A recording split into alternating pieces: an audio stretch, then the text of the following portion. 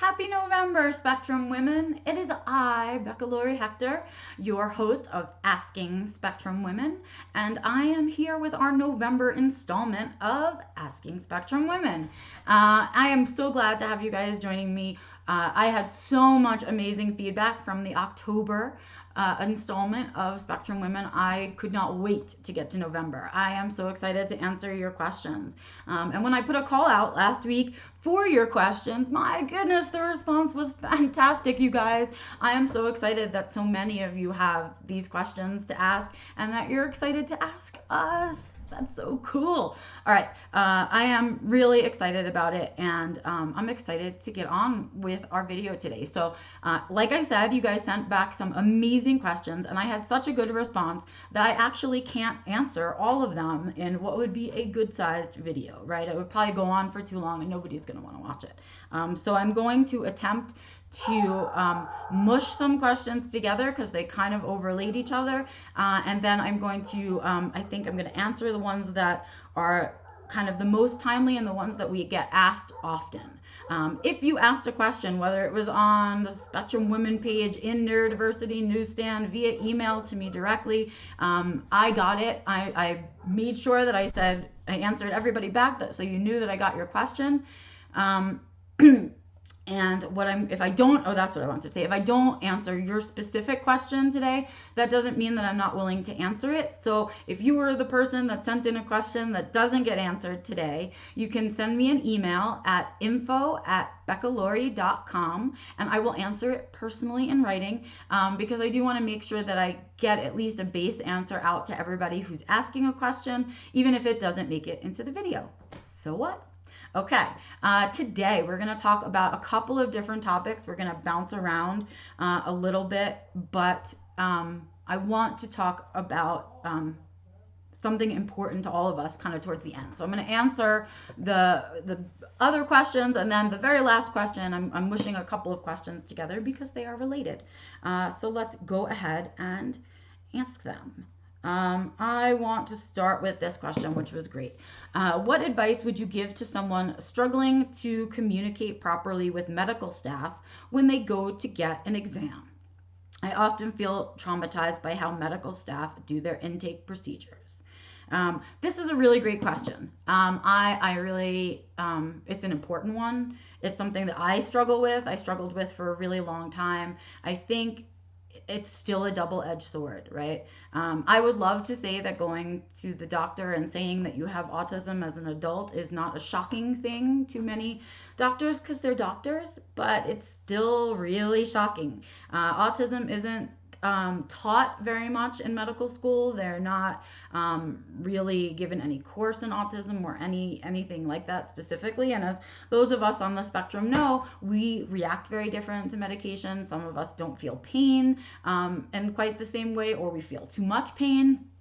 And it's all part of that sensory system that's so different for us on the spectrum. So going to the doctor can be really unnerving. I can tell you guys personally, I have to start with a new doctor coming up soon, and I'm not so sure I'm going to disclose my autism.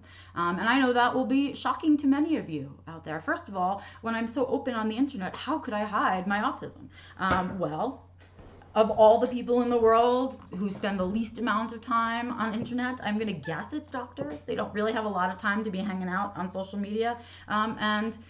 Honestly, if anybody ever said to me, oh, I know you're autistic though, why didn't you tell me? I'd be like, oh, well, shocker to you. I didn't trust you enough to tell you.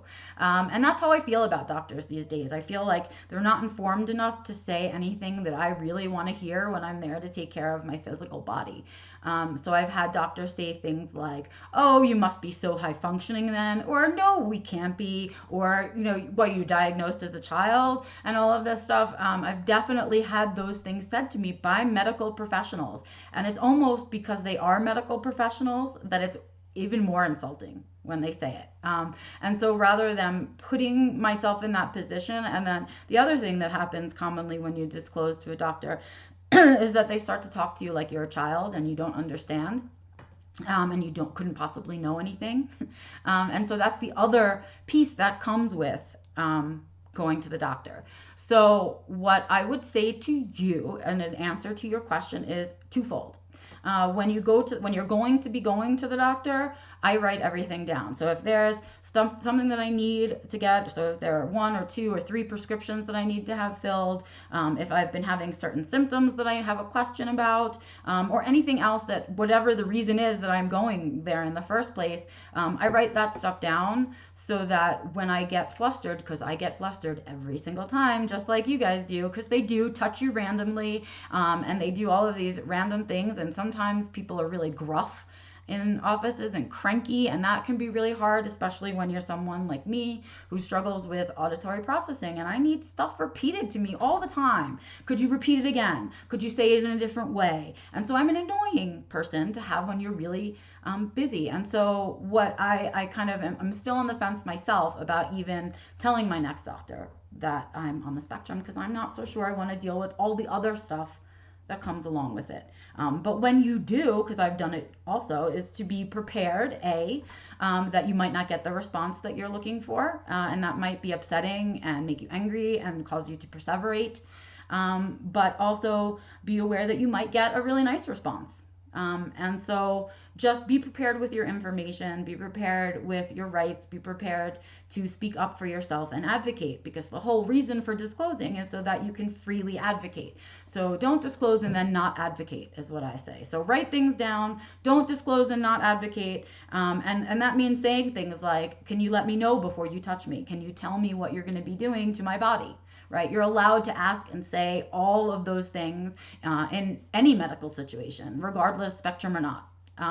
So remember that your doctor is somebody that you have hired, just like it would be with a psychiatrist or anybody else, a mechanic, right? You go out for the help that you need with your life, and you are purchasing a service. So when you go to your doctor, you are purchasing their service. If you are not satisfied with their service, please leave. You do not need to stay. Make sure that when you advocate, you are treated with respect. Otherwise, you don't have to stay. There are more than enough doctors out there for you to go to, that you don't need to put up with being feeling uncomfortable when you're going to be in a vulnerable place like the doctor. So that is my advice to you. Write things down. If you need to, take someone with you. Don't go alone. Yeah, just be armed with your information and prepared to advocate for yourself. So that is my advice on that question. I don't want to talk about any one question for too long because we have so many good questions. All right, so that was the first question. Next question up is, I liked this one because I really struggle with this too, so I'm not sure what my answer is going to help with, but we'll see. I hope I help myself. Okay, how do I learn not to not perseverate and let my intellectual intensity get me so hung up on an issue that I end up damaging relationships or end up getting fired?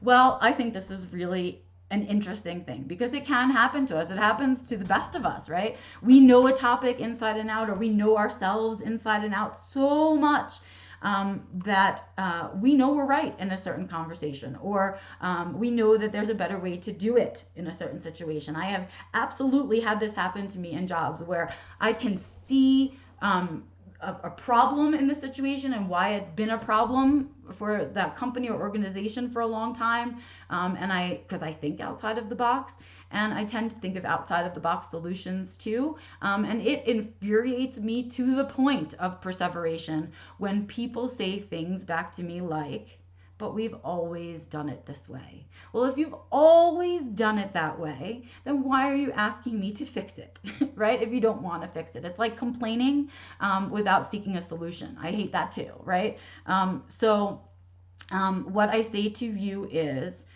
we have to remember to not put all our spoons into stuff like that. As we get ourselves worked up over a topic and the longer we perseverate, I want you to think about it as, think about it through your spoons, okay? Because I think that's the easiest way to stop doing it. I know I feel really pissed off and sad when I lose a spoon's worth of energy to something that I could have avoided, that I didn't have to, that was unnecessary, because that's a spoon that I could have used to record something for you guys, or a spoon I could have used to write, or a spoon I could have used to take a nap even for myself, whatever it was that I needed to do. But I gave that spoon away to somebody, is how I look at it, right? So when you are perseverating on an issue to the point where it could either make you lose your job, or it's just taking up your brain space, which, man, is the most annoying thing about perseveration, is the taking up of brain space that you would rather be using for something else.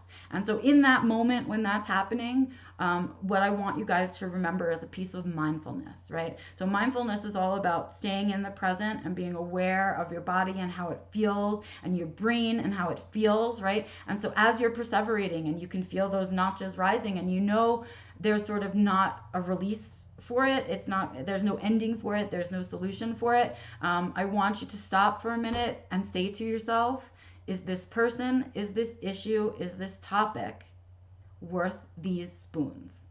Or would I rather use them for something else? Like, literally stop yourself in that moment and say, wait, can I afford to use these spoons for this perseveration? Or will I be mad about it and feel like it was a giant waste of spoons? And if you feel like it's going to be a giant waste of spoons, literally stop. Because when I can logically see that it's a waste of my time, I can logically stop. And that's part of that mindfulness control. And it's not easy. I'm not saying you're going to get it right first off the bat. And I still get it wrong. I still perseverate when I probably shouldn't on certain issues. But this is the way to stop it. It's that mindfulness piece, that awareness of how you're thinking, feeling, breathing, being in the moment. And if it's in alignment with how you want to think and breathe and be all the time. And for me, most of the time when I'm perseverating, it's usually about something I don't have control over. Those are my favorite things to perseverate about. And that's a really bigger waste of spoons. So take a moment for yourself and really think to yourself, is this a topic, an issue, a thing in my life that I feel like is worth the perseveration, worth the spoons that it's going to cost me? Because your energy and your time are non-renewable resources, as I share with you guys all the time. So as a non-renewable resource, is it worth giving away? Is the thing that you're perseverating on important enough to give away your spoons for? So that's my advice on that one. Whew, I am just, well, that was a good advice, though. I should take my own advice. All right. Okay. Oh, I love this question too. When I mask, I can get things done so effectively, but as we all know, at a big price. Is there a way to find a middle ground where I don't need to pull on the mask to get things done? Yes, there is. And it's a big, long, complicated answer, but what it comes down to is balance. So there are going to be places and times in your life still, because of the way the world is still, because it's not ready for us, there are going to be times when it's just easier to mask to get through a situation, that it will actually cost you less spoons overall to just mask through it than it would to unmask and let that go and that exhaustion. So what you need to do in these situations is really think about it, right? So for me, one of the places that I think I mask the most is when I go and get my hair done. And that's because it's a place that's very loud, it's sensory overwhelming. I'm always nervous about getting a haircut, if I'm gonna like it, if they're gonna mess up, whatever. Am I doing the right thing? It's a very anxiety-ridden place for me. So I know that when I'm done, I'm going to be exhausted because I've had to mask through it, because so much stuff was happening for me. So many challenges are happening simultaneously that worrying about the social piece isn't something that I want to add to it. But there are definitely places in my life where I was wasting spoons on the mask. So places like, like wearing makeup was one, right? It took a lot of my time, a lot of effort, because I'm not very coordinated, so it was difficult for me to do. But I lived my life thinking that if I didn't have makeup on, people would somehow know I wasn't okay and I didn't have my crap together. Well, shocker, most of us don't have our crap together most of the time. And so I was wasting spoons for other people's comfort, right? And that's my limit. When I think about masking, am I masking for me or am I masking for somebody else's comfort? And that's my line. If I'm masking by choice for myself to get through a situation, because I know it will overall use less spoons to mask for that situation, yeah, I'm going to make that choice. Absolutely. But if I find myself masking because my unmasked self makes somebody else uncomfortable, yeah, I'm not into that anymore. I don't mask for other people's comfort. So what I say to you is you need to create a balance of the places that you do mask and the reasons you mask. Choose those carefully. And so then choose those situations in which you will mask consciously and with effort. Choose them. Okay. And then choose the situations where you are comfortable being unmasked or you're willing to be unmasked. Because creating a balance of that time is really the thing that's going to save you. Obviously, the more time you spend unmasked, the less energy you're wasting. But there are definitely situations in today's world with the way that it is that it's just easier and overall less spoons to just mask through a situation. So you need to choose for you. What are those situations in your life? What are the ones that you're uncomfortable being unmasked in and mask in them still, I guess. And where are all of the places that you could take that mask off that you don't need to waste that energy on masking? And slowly do that because many of us have spent so much of our lives masking that it's a habit. It's not even like you're saying to yourself, oh, I'm going into this situation, let me mask. It's a habit to just mask for other people's comfort, to mask, to mask, to mask. It just becomes a habit. And when we have a habit we don't like, we have to consciously make an effort to break it. And so that's what you're going to be doing here with masking, is making an effort to break the habit of masking everywhere and choosing the places that you need to mask. And that will definitely help with the overall exhaustion. Absolutely. So I hope that helps. Next up. Oh, I like this one. Hi, I'm self-diagnosed and don't know what to say to people who challenge me. It's like I'm not legit if I don't have a formal diagnosis. I cannot access a formal diagnosis because it costs around $1,600. Do you have any ideas where or who might be able to help get a diagnosis so that people don't think I'm a fraud? Well, I have a couple of things to say about this. First of all, I did another video about this question, so I'm going to put that in the description in case you want to go back and look at that as well. But here's what I have to say about self-diagnosis. It is valid. I'm sorry that other people don't think that it's valid, but you don't go through the whole procedure and process of thinking that you're autistic and then just to pretend you're autistic. I don't know. Why would you need to pretend to be autistic in any way, shape, or form? So if you ever give someone a hard time for a self-diagnosis, poo-poo on you and your diagnosis, because I think that's a terrible thing to do to somebody. So stop doing that. But as somebody who is self-diagnosed, which I am not, I do have a formal diagnosis, and please, I wish it cost me $1,600. It cost me $6,000 to get a diagnosis. $6,000. Not covered by insurance, private pay. And because that's the situation of the world today, it infuriates me even more that someone would invalidate someone's self-diagnosis. I mean, who the hell are you? So what I want to say is, what do you say to people who invalidate your diagnosis? I want to say, F you. Like a big giant F you. It's not their life. It's not about them. It's about you. So if the diagnosis, self or otherwise, feels real and valid to you, own it. Just own it, and that's their crap. That is about them and not you, and it's not going to help in your life. But owning your self-diagnosis will help in your life. It will help you make better choices. It will help you understand yourself better.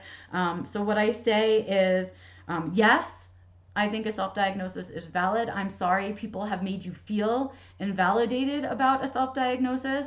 And if the world was set up so that we could all, throw $5 into a low-cost clinic and get our diagnosis, well, then I bet we'd all have an official diagnosis.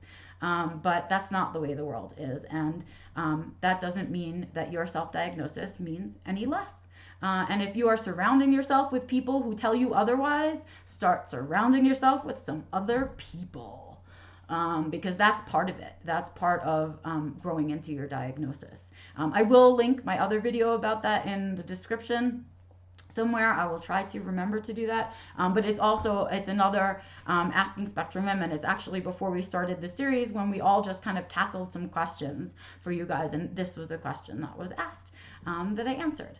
All right. So those are most of the differing questions that I got. But I'm now going to jump into like a solid 10 minutes about a topic that was asked multiple times in different ways when I asked for questions, and that was the holidays. Talk to us about the holidays. Tell me how to get through the holidays. Tell me how to handle the people in my life through the holidays, and all of that stuff. So here's my take on the holidays. I lived a life where a good chunk of it I had to go to the holidays, whatever they were, and it never really worked for me. They're an uncomfortable place for me. I usually felt uncomfortable for the social reasons, for being out of my routine. Usually there's food that I don't really eat. There's any number of reasons on a personal level that it doesn't feel uncomfortable, that it feels uncomfortable for me. And I really eliminated a lot of the unnecessary holidays for myself because it is so stressful. So I say first, think about the holidays. What do they mean to you? What do they mean to your family? Are there things that you are going to or doing that you don't have to do, but you feel somewhere inside of you obligated to do it, and that you're putting it upon yourself? And if there's stuff that you can eliminate from the holidays, please do. I mean, really, don't be afraid to advocate to your family. Don't be afraid to speak up for yourself. And you know what? If it comes down to being the day before and you really just are like, I just can't. Whatever led up to these days, I don't have the spoons for this. Lie. That's what I say. Call, tell them you're sick, because they won't understand what it means to be spoonless. They won't understand what it means to be overwhelmed, sensory overloaded. If they don't live with autism, they won't get it. And then you're going to waste the spoons trying to explain it and wanting to be validated in your experience. So don't even bother. You're already not wanting to go. So, somebody's belly doesn't feel good. Oh no, I have a cold coming on. I don't want to get everybody sick. Whatever you need to do to protect yourself, because they won't be there after when you're suffering through a meltdown or a shutdown or just plain old exhaustion that you can't feed yourself or shower or do the things that you need to do to take care of yourself because you went on this crazy adventure for what? Their comfort. Here it is again. Are we doing things for our comfort or other people's comfort? That comes up a lot in all of our questions that we ask after diagnosis. Also, holidays, what else can you do? You can do things like bring your own food or make something for everybody that is something you like, so you know for sure there'll be something that you like at the holidays. Another part of this question was about family and dealing with family, especially if they are unsupportive of someone who is newly diagnosed. Especially as older adults, when we get diagnosed, it is really hard for our family to understand that they have lived with us our whole lives and didn't know there was something wrong with us. How can that be? And it becomes about them and their guilt about what they didn't do for us, right? And so they say things like, no, you couldn't be autistic, or there's nothing wrong with you, and you know what? They're right. There's nothing wrong with you. You have autism. Your brain's different. There's nothing wrong with you. But having to put up with all of that stuff it's difficult. And I remember early on in the first year or two of my diagnosis not wanting to really talk to a lot of family members about it, even though I had decided to be open about it. I didn't have those one-on-one conversations with family members for probably two reasons. I mean, I don't have a lot of family, and I certainly don't trust my family. But also, I had a lot of people who were saying those things to me. And at that time in my life, it was probably the most toxic thing I could hear. And I wasn't strong enough or healthy enough to kind of battle it out with folks. So I did a lot of calling in sick to holidays. I avoided a lot of phone calls and things like that in the beginning, until I was strong enough to advocate against their poo-poos.